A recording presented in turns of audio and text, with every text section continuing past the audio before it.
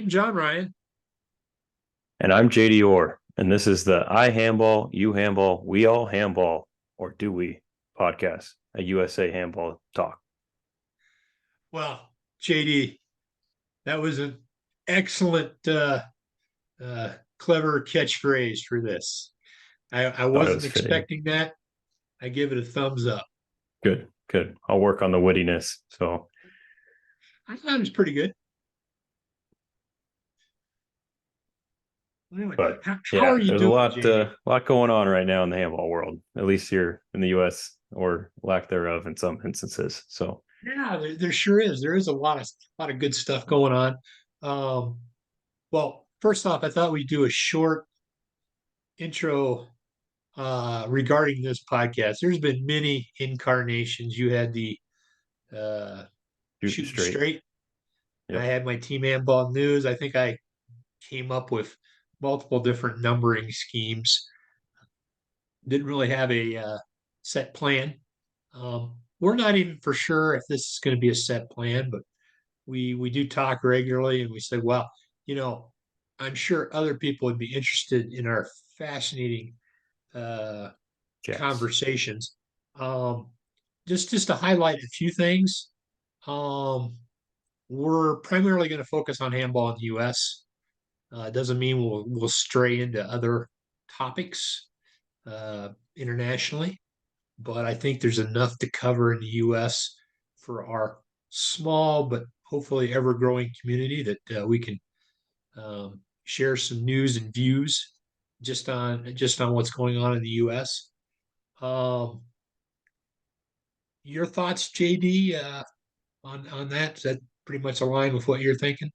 Yep. Sums it up. John and I have been dabbling with this idea for quite some time now. So being able to finally put it into fruition and I get some free time to talk handball, I think it's what we want. Just doing this for fun. Plenty of comments can be made and we'll listen. We might not respond to hate mail and whatnot, but feel free to chime in accordingly. Sure. Um, and just a couple announcements for all our viewers out there. If you have a good idea of what we should call this podcast, we're open to recommendations. If you are so inclined musically that you want to come up with some snazzy intro music, uh, you are welcome to send that as well. Um, We'll but with take that anything we can short, get. anything we can get. With that short intro out of the way, what is this? I handball, you handball, we all handball. Explain that to me. Yep. So, for those you don't know, here I'm based in Columbus, Ohio, which is slowly becoming a bit of a handball hotbed, just due to the volume of both games and activities and players that are coming out of here. But Mark Ortega, he recently moved back into the area, wanted to wanted to do something to get kind of handball growing in our space, and kind of wanted to start his own academy program. I told him that it's going to be a little bit tough. You got to, people want to play games, so um, he went down the idea of having a league, and that's kind of where we started. And so uh, he came up with this iHandball, which is going to be his platform for instruction, recruitment, events, etc. You can check it out on its website, ihandball.com. But we started with the league here in Columbus, playing all our games at the Westwood Fieldhouse, where the Armada had their brief stint of home games that we tried to do. Who's participating in that league? So it's funny you should ask. So there's 6 total teams.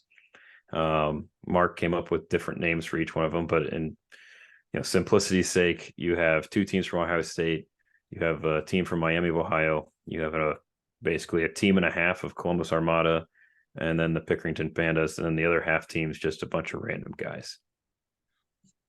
What is the Pickerington Pandas anyway?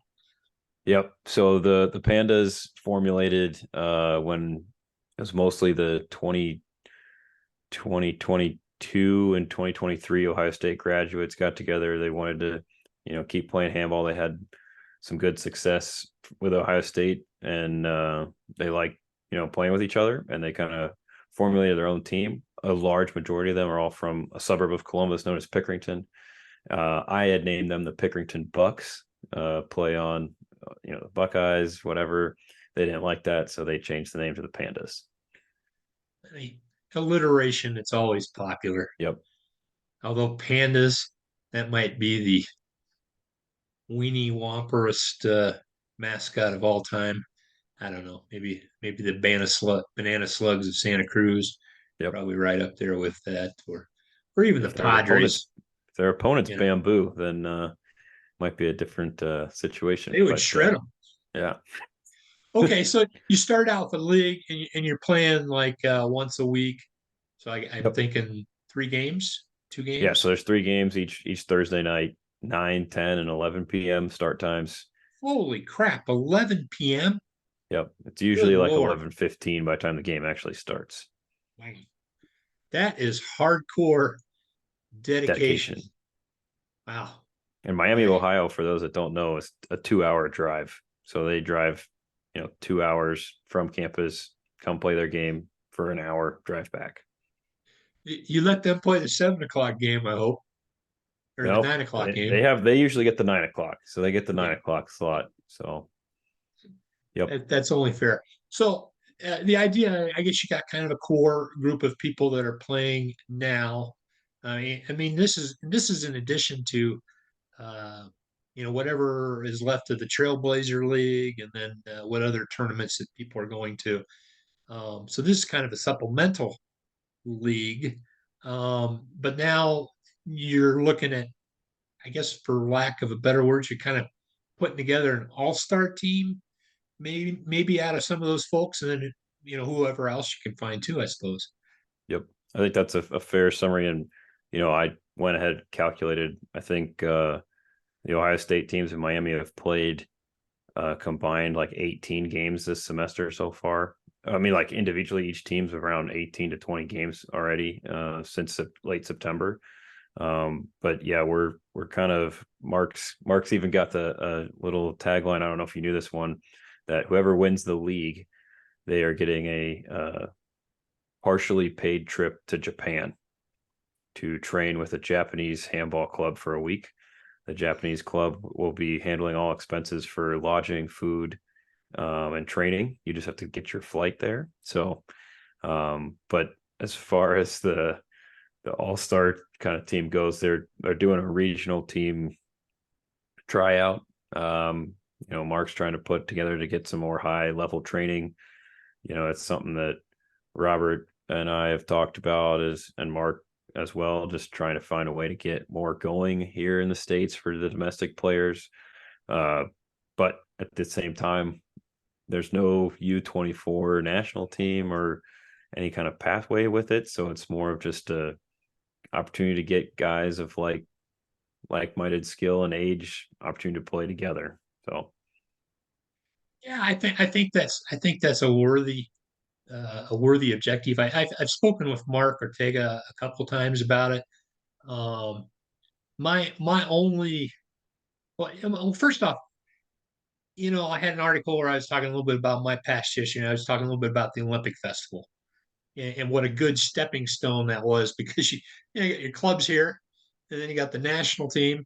Um, it's hard to make that climb to the national team, and we don't really have much in between it. And I think the idea is this is something that could serve as an in between function. Um, at least that's one way I view it.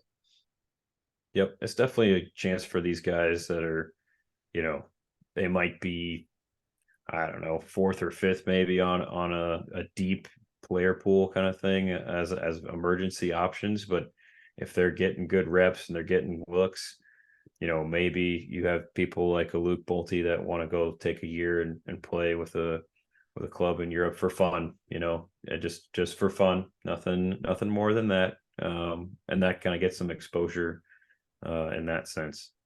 Yeah, that was, I think that the Farm Club Handball FCH program, I think it's a good concept. One of the minor concern of that was it's kind of like you're either going into a fairly high up club or you're not going into it. And one of the things that I have uh, proposed or advocated for is kind of like I don't know, you can call it FCH light, if you will, but help somebody get to the level of club in Europe that's a good fit for them, but um, and it is not a waste of time for them. Yep. So where they can get better as a player, but it's not too much better than they are, and it's a serious club, not somebody that just practices, once or twice a week, unless that's what they're looking for. I mean, when my 1 year that I played in France, that's all I was looking for. We practiced once a week and played once a week. That was plenty enough for my 38-year-old Taste. body. Yep. Yep. Um, and another part I liked about it is plan to go to Norway and actually play some games where Coach Robert Hedden, the national team coach, could see some of these guys play. Yep. Yep. So yeah, Robert, he's definitely open, and I've talked with him about that. We obviously went and trained with his club. The Ohio State guys did last year for spring break, and uh, I'll admit you can watch the film yourself, but I think a lot of our guys held their own with some of his players. Not saying they would earn a spot on the team, but it was respectable, I think, for taking guys that never played with Stickum before. So if you take a group of guys that are training at a higher level together, it should be a good view, good representation of the development that we have right now here. Plus, factor in that anybody going over there has played less handball than anybody they're playing against. So I mean, Right. um, I think Robert's been around enough U.S. handball enough to know that that's a pretty big handicap uh, that you have to factor in. I mean, you might go, well, this guy's 22. How come Yeah. you can't do that? Well, he's only been playing for a year, Yep. or 2 years, or whatever. Um, you have to factor that consideration in. I'm not going to play. I'll play this card lightly, but wasn't it Dika Mem that didn't start playing handball until he was like 17 or something like that? I don't know, but he Okay, is such a phenomenal athlete. and I'm not That, saying that I yeah, have those phenomenal athletes right now here that are on the cusp of handball, but there's some guys I think at West Point and throughout the country that are on the younger side that are on that kind of you know, high caliber athlete that with the right training could be interesting to see how they turn out. I mean, and I'll just go out here and say, all right, Dika Mem is the best handball player in the world right now, in my opinion. I Yep. mean, he makes things look so simple, and he does it so smoothly. And he used to be just a one-dimensional player, but now he can pass pretty good. He the only way you stop him is to put him on the bench. That's Yep. my only complaint with the substitution patterns sometimes for the French national team, because they have a lot of good players. Now, obvious tangent. Now the one slight issue I had with Mark that I didn't give him grief about. I said, man, it gives people a path right now to make it toward the national team. But I look at our current national team, and even with some of those guys aging out, that's a difficult path right now because we have some younger guys and we have some guys that already know how to play, and they're also pretty good athletes. Um, so I don't know if 2028 is realistic. You're going to have to be a pretty good athlete. You're going to have to play in this team, go to Europe, impress the hell out of a coach, and get sent to play with some club team in Europe, and you have to do that pretty damn soon. Yep. Um, Yep. because that's the state I think with our current men's team. It's not that we don't have better athletes that could play handball. It's just that they aren't playing handball right now, and it would take them a while to get up to that level. Um, Yep. so you're in agreement with me. 100%. And, you even look at position wise, like the pipeline of, you've seen the youth and junior, athletes, and it's just this last year, the caliber of players that we have that dual citizen kind of opportunity. You got the Tristan Moravskis, you got the, uh, blank, it's Mick something, Maxim Maxim McCauley. McCully. You got, those are some versatile guys that, they're still very young and can be kind of still don't know what kind of development they're going to be on. And you don't even know with Maxim, he can play a lot of different positions. Even the guys that are on the team right now, like Paul, Amir, um, they're still got a lot of mileage left in the tank. And so it just makes it difficult for Amar, Give excuse me, not people a Amir. path where it's conceivable, and then they can see for themselves. Right now we don't have a path. We have to take uh, you have to hyperspace to straight to the national team. That's a tough quantum leap, if you will. Yep. Um, but maybe this is a good transition to talk a little bit about the women's team, the U20 team that's coming up, and um, they're going to be playing in Mexico starting on Saturday. I think their first game is against Cuba. They have a looks like a good competition. They're going to play five straight games in a 16 round robin. One of your players is going to be on the Yep. roster, and I think maybe you know a few other things about the tournament.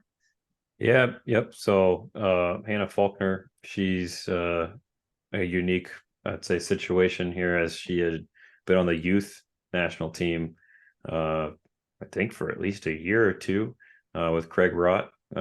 She was based out of Barrington, Illinois, so she was training with Craig and uh, found her way here at Ohio State, and she's now a freshman. And what was interesting is I saw her name make the list. I never saw a tryout, or anything like that, because where I was a little befuddled is that we have at least one other player on our women's team at Ohio State that I think is very much capable of being on that kind of team. She plays at a pretty good level. She had played growing up in Korea, and she's been in the States now for the last, I think, like eight years. Um, she has got a U.S. passport, but there was never any posting about the tryout or anything like that I saw. So she kind of missed the window.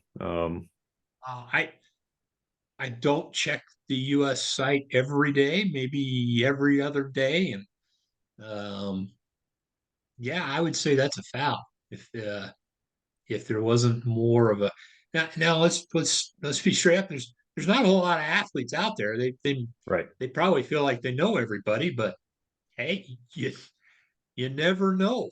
I had no idea that you had somebody that had been playing in Korea for a little bit. So Yeah. Yeah. um, She's been playing center back for us, with Ariane's been battling some ankle injuries and things like that. But Aaron has stepped in, and she's been hold on a second. Ariane's on the team. She didn't tell her teammates that, hey, I'm going to be playing in this. Ariane's too old. Oh, she's not Oh, on she's that too old. roster. She's not on the roster. Yeah. Okay. Yeah. Yeah. Yeah. Okay. So she wouldn't be aware of that. Okay. My bad. Right. No, you're okay. But what was interesting with Hannah is that she was just kind of added to a group chat, and that was that. There was no formal tryout or filling out anything. So some little So interesting is she going to business. launch a protest? She, Nope. Nope. she could. She would have a pretty damn good case. Yep. Kind of late So now. Probably would piss off some people. So we'll see. But I talked with Martin today. He's got other fish to fry right now. Their hotel that they're staying at doesn't have functioning windows, I should say. It doesn't sound like they have actual windows, and it's abnormally cold down there. So they don't have any heat in their rooms. Are they staying at the Olympic Committee? Yep. Yep. Uh, those are some. I stayed a week. I stayed a week in there. Not super great accommodations, but the price was right.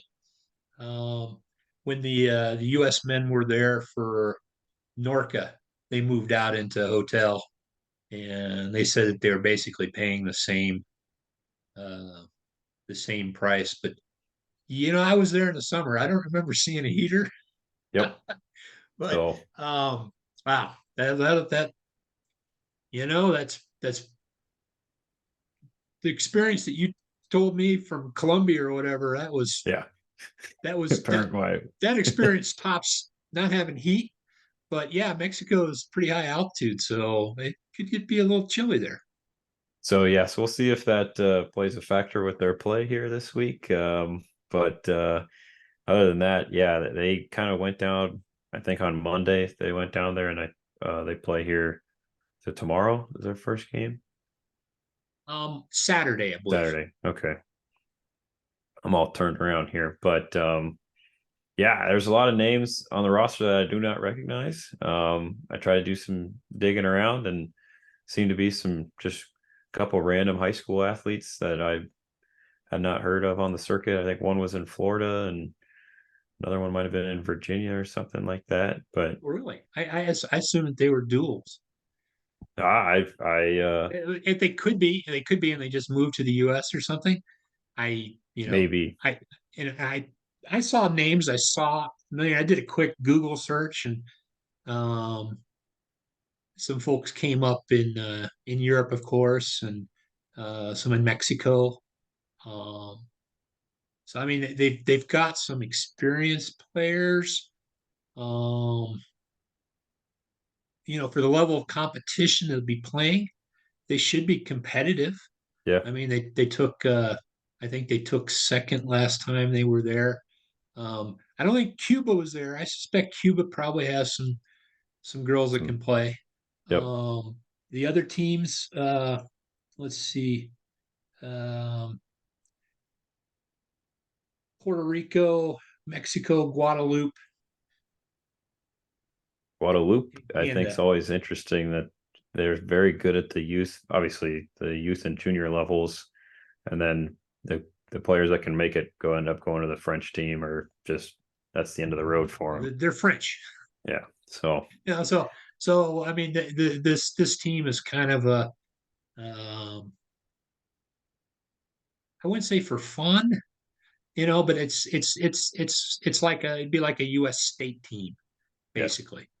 They're an integral part of France. They are French, um, and you could argue that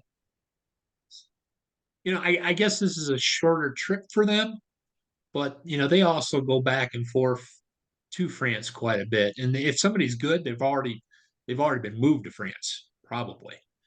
Um, my name escapes me. They got a couple of really good athletes on the French national team now. Um, and then that was one of my other ideas was like, hey, the years that we don't have a Norca championship, let's Oh, have a French department all-star team. Bring back the French all-stars as heroes to Guadeloupe or Martinique, and have the U.S. and Cuba and one other team, and let's have a unofficial championship with the French people from the Caribbean, yeah. and because they have their own culture, their own, and I experienced this in France when I played basketball. We'd have to over 35 team after my 1 year playing handball, play basketball. I always liked it when there was a couple black guys on the team because I figured they were probably from Guadeloupe, Martinique, and they had the petite punch, and it was just kind of a I don't know kind of a grain alcohol thing, and that felt so good on old bones after playing. Um, but yeah, I'm sure they have a decent team. It'll be good competition. And it's not to the level of like the World Championship. So um, we should be right in the mix for that. And it should be all streamed too. They had the youth championships in Mexico this past week. The U.S. did not send a team. Do you want to care to guess why they did not? We don't have anyone. Don't have enough people for a team. Well, so I suspect I haven't seen a roster of ages. I suspect we have plenty of youth players playing on that team. I guess it's depending on how they work the calendar years. It's U18 and U20 or U19 and U21. Um, and 4 years ago, they they did a youth and a junior team, and they had to really stretch the experience of the players. And they sent a junior team. Well, I think it was in Chicago. That was just they It were was just they the results of those matches have been hidden on the US website. It was absolutely they got annihilated because they were so inexperienced. so And that was my basically, those were my Ohio State girls. It was 2019 in Montreal. So okay, they had Montreal. it was three. They had literally like 4 weeks of experience with handball. Now we know why JD didn't know about these tryouts. Yep. Didn't want me to be sending people They again did that not didn't want need to any of be those there. Ohio State girls. No, I it's kind of we basically with the women's program and to the men, I guess we have a few more athletes that we can field both a youth and a junior team with a preponderance of dual citizens that already know how to play.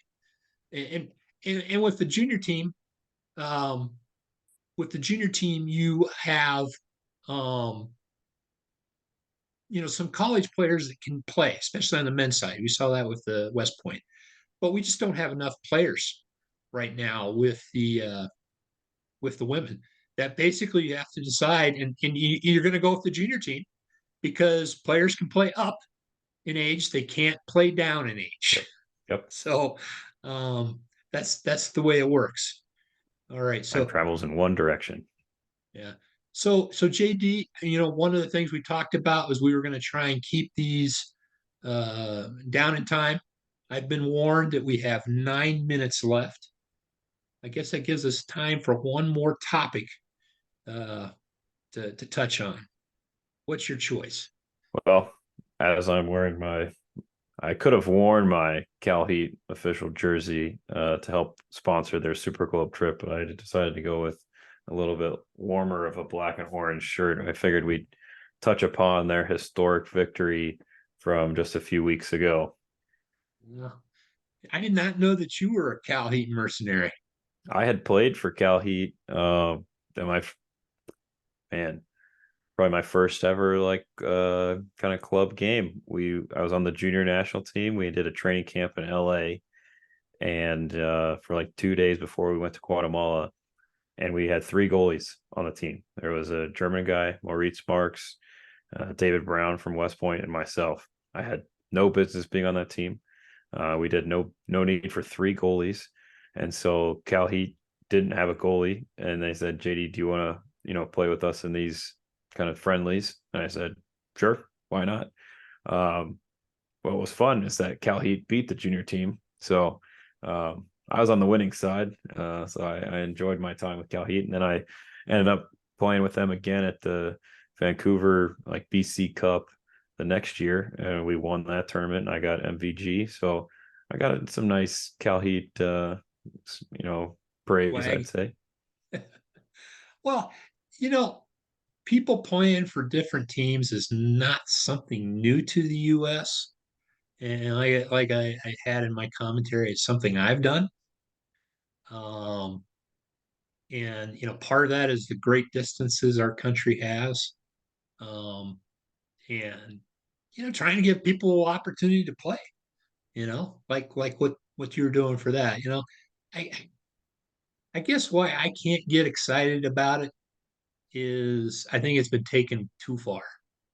And um, you know, I in a perfect world, I'd like to see the clubs associated with the city that they're in, Yep. and almost all the players there, and you only add a player if you have to because you don't have a goalkeeper. That's what we called it back in the day. We called it rent a goalie because you'd have a bunch of guys that knew how to play, and they didn't want to go to a tournament without a goalie. And so for a long time, it was just people adding goalies. You know, I think it's gone too far, both from a practical sense in the U.S. I mean, people were doing it back in the day to win the U.S. national club title. Now you can do it to qualify to go to a Super Globe. Yeah. Um, And you look I at just these can't clubs' get excited about it. budgets. Nobody's breaking any rules. Nope. Um, but maybe there should be some. I, I I'm not in charge. Nope. It just I don't know what the exact solution is, but to pretend it's no big deal, doesn't matter. I just disagree with that.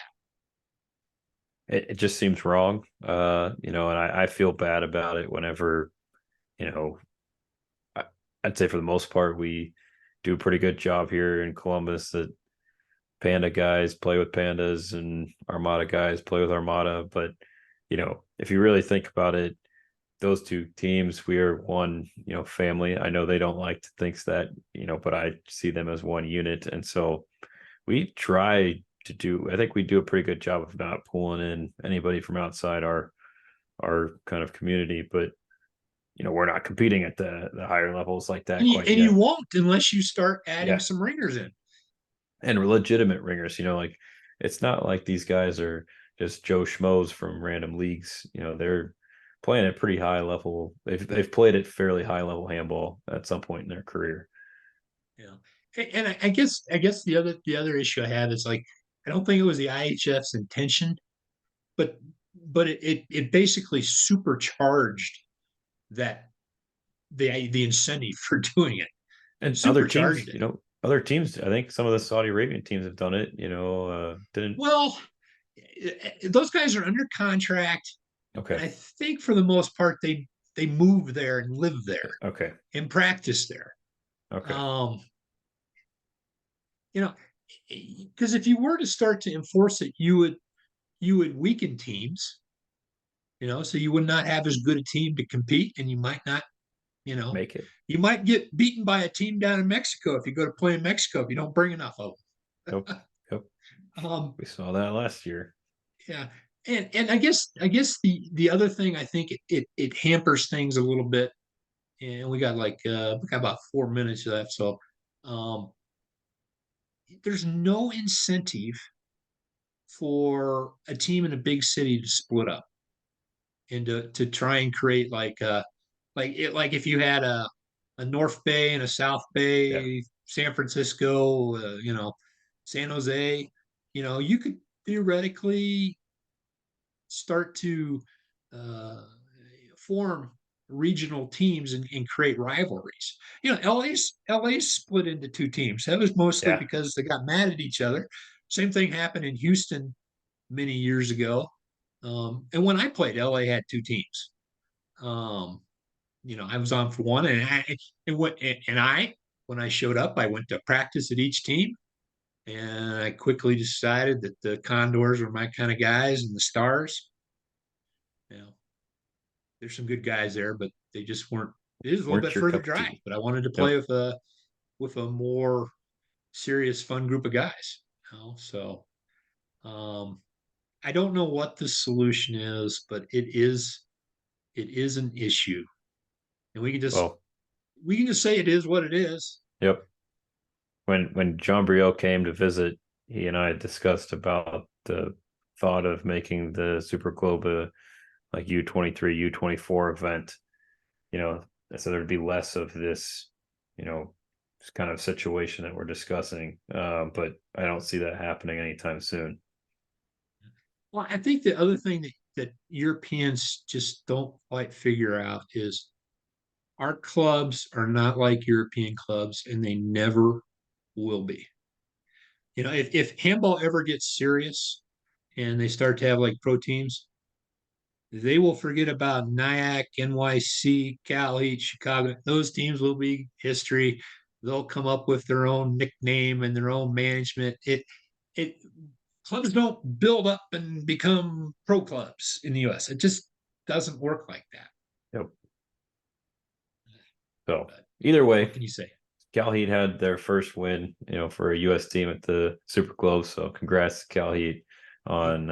And for all I know, I looked at the Australian roster. I saw some foreigners on their roster. I have no idea if they're living there, where they just said like, anybody in Australia that plays handball, you're going to play on our club team, so we won't get beat by 40. We'll get beat by 20.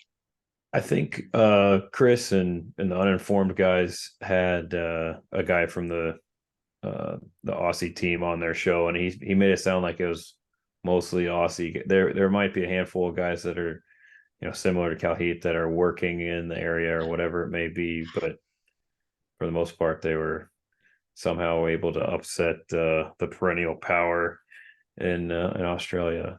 Well, JD, we're running out of time. Thanks for joining, and we'll see. We'll probably maybe do one next week as well. Yep. You got topics that you want us to talk about? Send it our way. For JD Orr, this is John Ryan, and thanks for listening. Take care.